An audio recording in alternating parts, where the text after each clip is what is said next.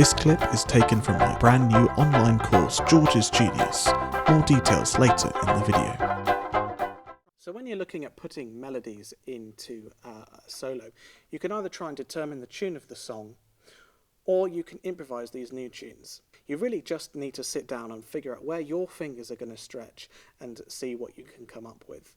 Every person's fingers and ukuleles are different as well. However, if you're trying to work out the tune of a song, the best way to do that is to use ear training, I think, and play along. So the best way to come up with a melody of a song is to try and hum along and work it out on the instrument. Now you've got to make sure the song's in the right key, so I wouldn't recommend trying to figure it out in relation to a recording of Formby, because he plays in all sorts of different keys with ukuleles tuned differently. That's another rabbit hole for another time. So instead, try and sing along the tune first and match what you're playing on ukulele to your voice. If you can sing along with your ukulele, you'll be playing in the key of your ukulele. And so when you're transferring the notes from your voice to the ukulele, it'll all be in the right key. Can you find the melody on the A string? That's it, it's got to be on the A string. If the melody goes to another string, we can't do it. That's because, as a reminder, it's got to be on the A string so that it's the highest pitch that we hear.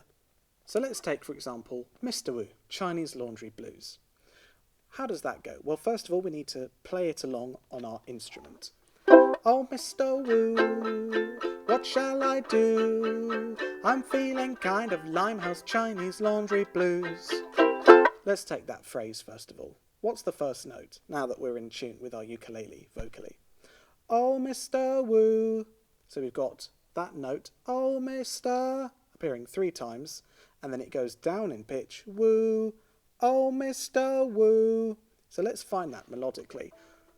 Oh, does it match any of our open strings? No, I don't think so. Oh, the closest match actually, oh, is an octave higher than that C string. Oh, if I sing an octave higher, lower, oh, it's a match. So we know it's a C note, but we've got to put it on the A string. So let's put it an octave higher, oh, and see if we can find that oh on the A string. Oh, there you go, that's C note, 3rd fret of the A string. Oh, Mr. Now we've got to find woo. Oh, Mr. Woo. Oh, Mr. So we know because it's going lower, it can't be any higher than the 3rd fret on that string, so it's got to be lower. Oh, Mr. Woo. Is it the 2nd? Oh, Mr. Woo. No. Oh, Mr. Woo. No, not on the 1st fret either. Oh, Mr. Woo. It's on the open string. Oh, Mr. Woo. So that's our first phrase. Oh, Mr. Woo. And it happens again. What shall I do? And then the next phrase as well. I'm feeling kind. But then we have a new note. Kind of. I'm feeling kind of. That's a low note. But that note would therefore have to be lower than that A string, which is the lowest note we can have. It's the open string. The note has got to be on that string, but because it's lower than that string, we can't have it.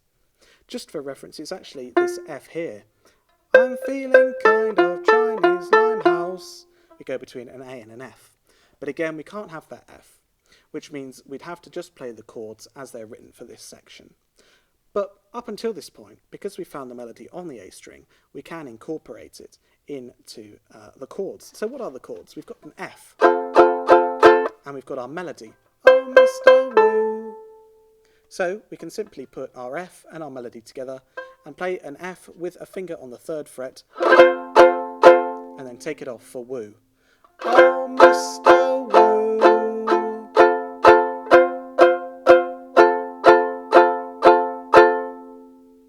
Then What Shall I Do begins on an F but goes to a D7 like this. What shall I do? So the word do is where the D7 lands. What shall I do? So let's find that melody. Well, let's do our same technique of putting a finger on the 3rd fret. What shall I? But then we need an open A string. And when we go to a D7, we don't have one. So what we need to do instead is just play a D chord so that we can get this note out. Or you could even play the Hawaiian D7 so that we get the melody. So here's what we have so far.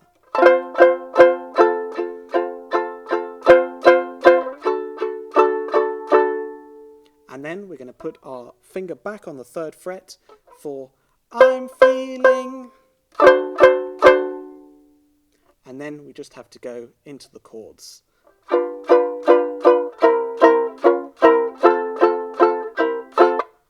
So therefore we can play half of that phrase with a melody and then half of the chords.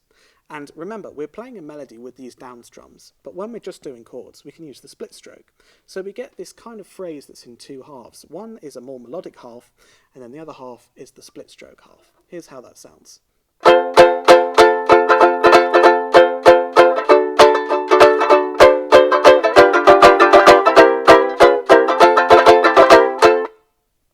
And that's how we start to build up a melodic solo. Just short fragments of melody interspersed in between moments of the split stroke. What I'm going to do now is go through an arrangement of Chinese laundry blues. Each time you do it, try incorporating bits of melody into your own playing by practicing, noticing what I'm doing, where I'm putting melody in and where I'm not. And maybe there's something I've missed that you can figure out for yourself. That means your arrangement of this song will be different to mine and therefore sound probably a lot better. Oh, Mr. Woo, what shall I do?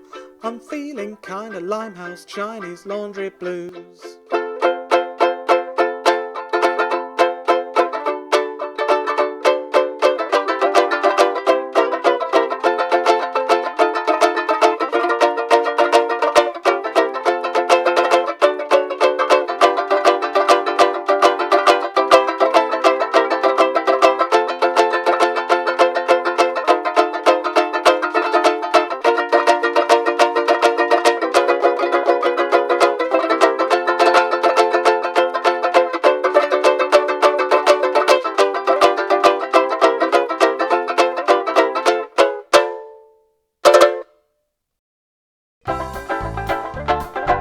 So you've learnt the split stroke, the triplet and the fan. What next? This is George's genius. Over 2 hours of content split across 40 lessons in 7 modules. We'll be zooming in on lots of different Formby songs and breaking each one down to discover how we can bring them all to life. You'll learn advanced techniques such as the shake, the rake, halftime, changing up the basic split stroke pattern and even adding melodies to your chords. Then finally, preparing ourselves for a live performance with a backing track or live band. So head over to my website or click the link in the description to sign up right now, where you'll find it's turning out nice again sooner than you think.